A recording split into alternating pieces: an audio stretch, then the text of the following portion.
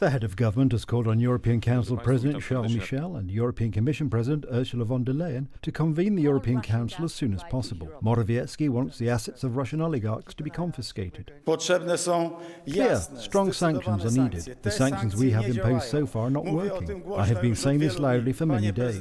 President Macron, how many times have you negotiated with Putin, and what have you achieved? Chancellor Scholz, it is not the voices of German businesses, German billionaires who are now probably holding you back from your next actions that should be heard loudly in Berlin today. It is the voice of those innocent women and children, the voice of those murders that should be heard by all Germans. Morawiecki proposes an international commission of inquiry to investigate the crime of genocide in Ukraine. The crime of genocide must be judged. It must be properly documented and described, judged. Foreign Minister and envoy of the Prime Minister of Japan, YOSHIMASA HAYASHI, is visiting Poland. He was received by President Andrzej Duda, Prime Minister Mateusz Morawiecki and Foreign Minister ZBIGNIEW. The subject of the talks was Russian aggression against Ukraine. We value Tokyo's continuing support for continuing efforts to stop the Russian invasion of Ukraine and the growing material and humanitarian support flowing from Japan to both Kiev and Warsaw. I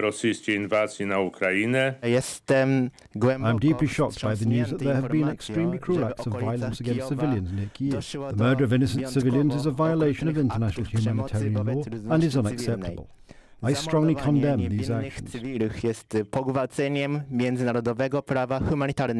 Ukrainian President Volodymyr Zelensky ironically invited former German and French leaders Angela Merkel and Nicolas Sarkozy to see for themselves what 14 years of appeasement of Russia has led to. As DPA reported, Merkel stands by her decision not to admit Ukraine to NATO, but supports international efforts to end Russian aggression in Ukraine. The news of the crimes committed by the Russians in Bucha has provoked a reaction from the media and countries around the world. United States Secretary of State Antony Blinken announced that the Americans are documenting the crimes committed against civilians in Ukraine.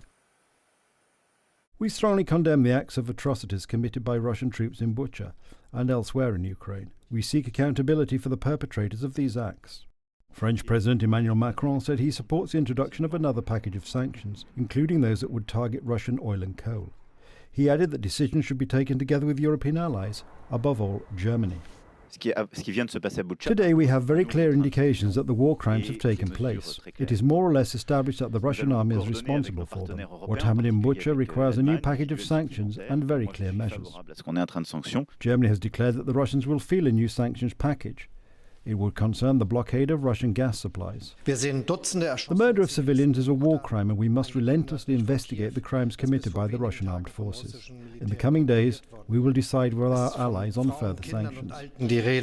Professor HENRYK believes that the graphic pictures of the bodies from Bucha, although shocking, cannot necessarily move the conscience of Western European countries. The only such factor will be an increase in the threat from Russia to Western countries, NATO countries, but I don't think the average Frenchman or Italian believes the Russians will be willing to take such action.